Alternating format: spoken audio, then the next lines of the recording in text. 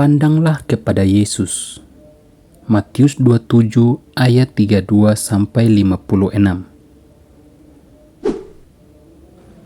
Salam, selamat pagi.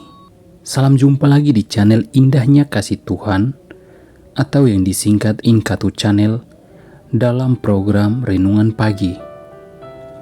Namun sebelum kita mulai renungan pagi hari ini, saya mengajak kita sama-sama berdoa. Mari kita berdoa.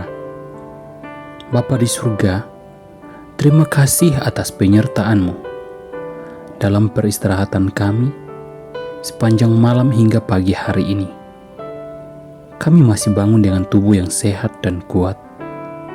Itu semua karena anugerah-Mu ya Tuhan.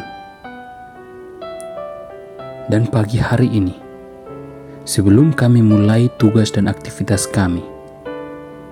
kami mau merenungkan kebenaran firman-Mu. Namun sebelum itu ya Tuhan, kami meminta hikmat dan tuntunan kuasa Roh Kudus-Mu ya Tuhan, agar firman yang kami pelajari pagi hari ini, kami dapat mengerti dan memahami kebenaran firman-Mu. Dalam nama Tuhan Yesus kami berdoa.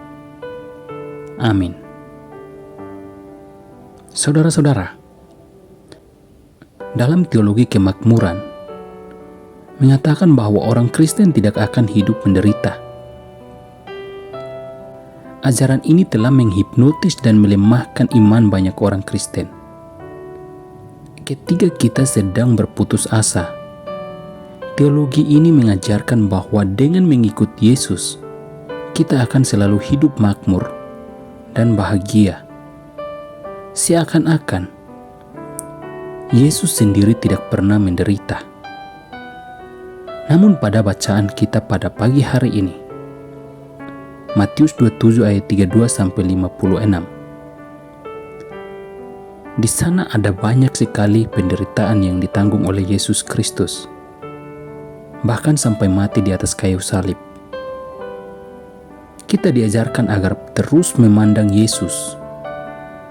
Dari penderitaannya menjadi makin dahsyat saat ia berada di atas kayu salib.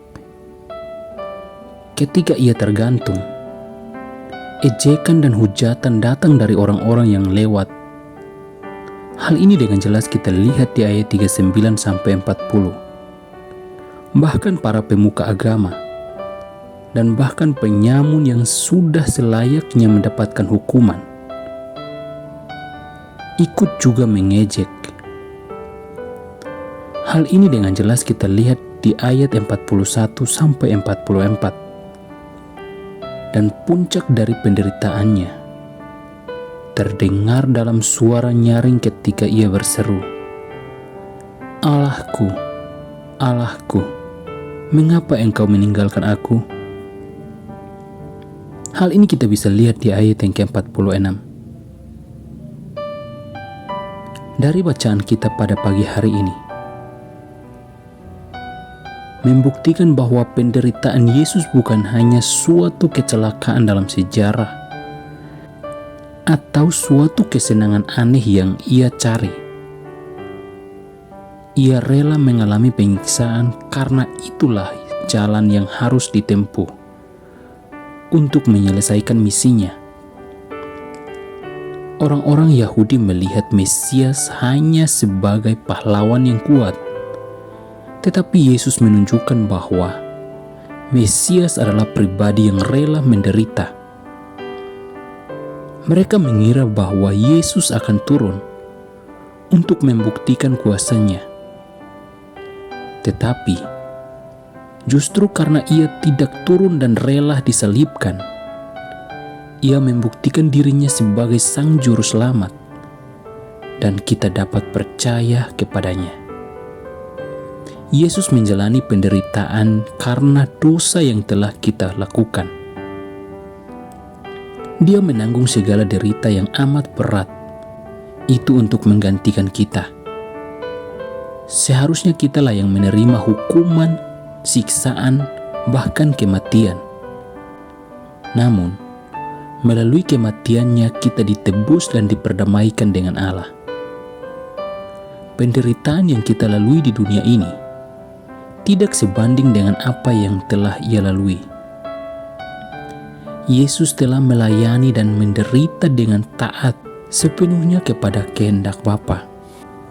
Maka dengan demikian juga kita yang kini menjadi pengikut-Nya. Dalam penderitaan yang sedang kita alami hari ini, mari kita terus memandang kepada Yesus, agar kita tidak putus asa dan takluk oleh penderitaan, tetapi mampu menyelesaikan misi kita sebagai orang Kristen di dunia ini. Mari kita berdoa.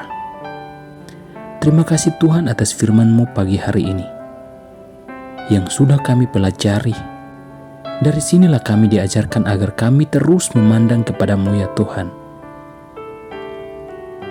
Dalam penderitaan apapun, kami diajarkan agar kami terus memandang kepada-Mu ya Tuhan. Dalam nama Tuhan Yesus kami berdoa. Amin.